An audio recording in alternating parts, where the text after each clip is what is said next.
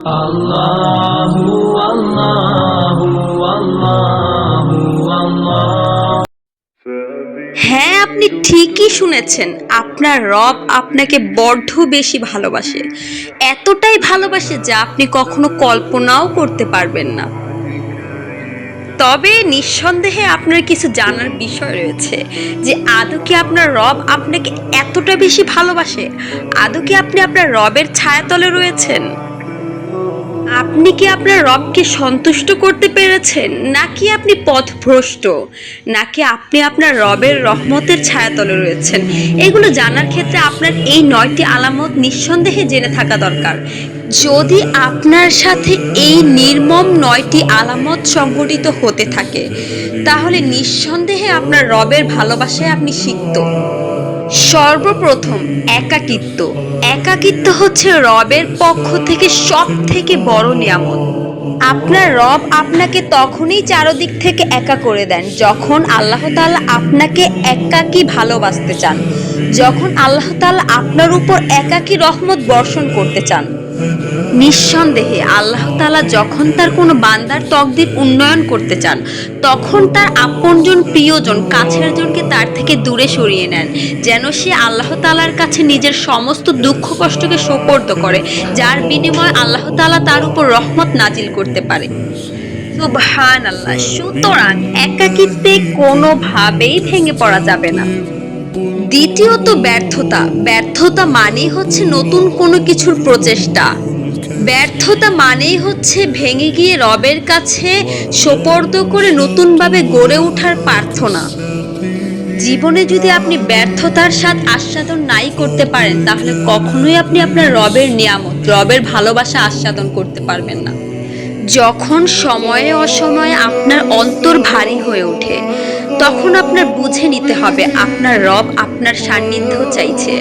আপনার রব আপনার অন্তরটাকে গভীর করে কঠোর করে দিচ্ছেন। আপনার রব যেন আপনার অন্তরকে নরম করে দিতে পারেন। আপনার রব আপনাকে ডাকছেন তার ভালোবাসায় আপনাকে সিক্ত করার জন্য। সুতরাং যখন দেখবেন আপনার অন্তরটা ভারী হয়ে আসছে, আপনার কোনো কিছুই ভালো লাগছে না, তখন রবের সেজদায় গিয়ে নত হয়ে রবের কাছে চাইবেন, রবের কাছে রবের ভালোবাসা চাইবেন, যেন আপনি আপনার রবের ভালোবাসায় সিক্ত হতে পারেন, আপনি আপনার রবের ভালোবাসায় প্রশান্তি খুঁজে পান। আপনি রাতে ঘুমাতে পারছেন না, বা গভীর রাতে আপনার ঘুম ভেঙে যাচ্ছে পৃথিবীর মানুষদের দেওয়া বিভিন্ন কষ্টে, তাহলে বুঝে নিবেন আপনার রব আপনাকে স্বয়ং জাগিয়ে দিচ্ছে তার কাছে আসার জন্য। তাহলে কেন আপনি বসে রয়েছেন? রবের ভালোবাসা আপনি বুঝে উঠতে কেন পারছেন না? রবের কাছে যে রবের ভালোবাসা আপনি লুটে নিন। আর শুধুমাত্র আপনার ভেঙে যাওয়া হৃদয়ের প্রতিষেধক, আপনার অন্তরটা একমাত্র রবের ভালোবাসা দিয়েই সম্ভব পূর্বের থেকেও অতি উত্তম রূপে সজ্জিত করার।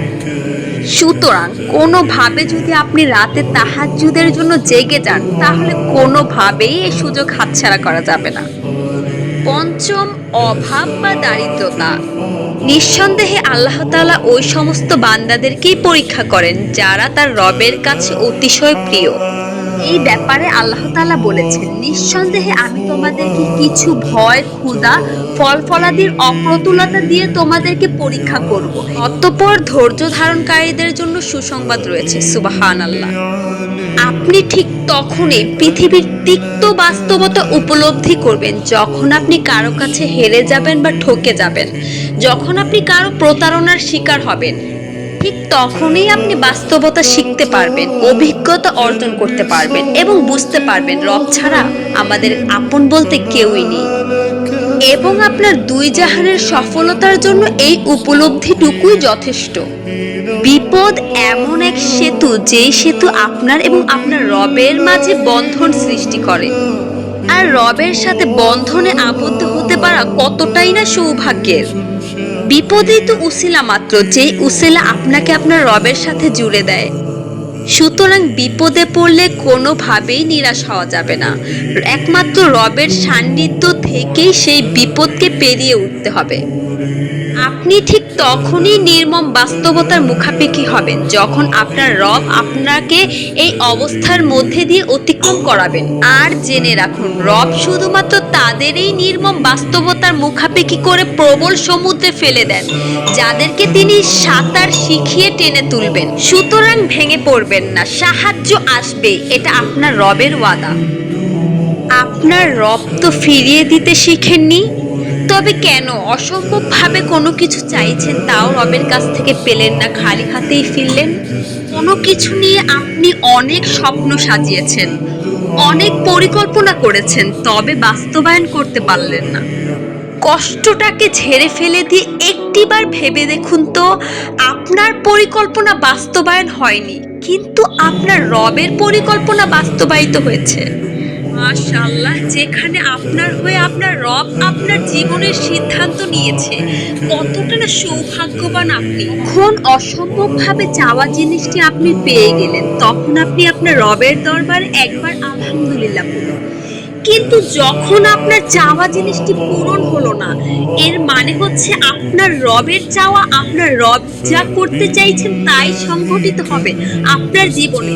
সেটা ভেবে হাজারবার আলহামদুলিল্লাহ পড়ুন আপনার রবের দরবারে, কেননা আপনার রবের পরিকল্পনা অতিশয় উত্তম, এর থেকে উত্তম কোনো কিছুই হতে পারে না আপনার জীবনে। একাকিত্ব, বিপদ, ধৈর্য সবকিছুই আপনার রবের পক্ষ থেকে এক একটা নিয়ামত। এই নিয়ামতগুলো বুঝে ওঠার আল্লাহ তাআলা প্রত্যেককে তৌফিক দান করুক, আমিন।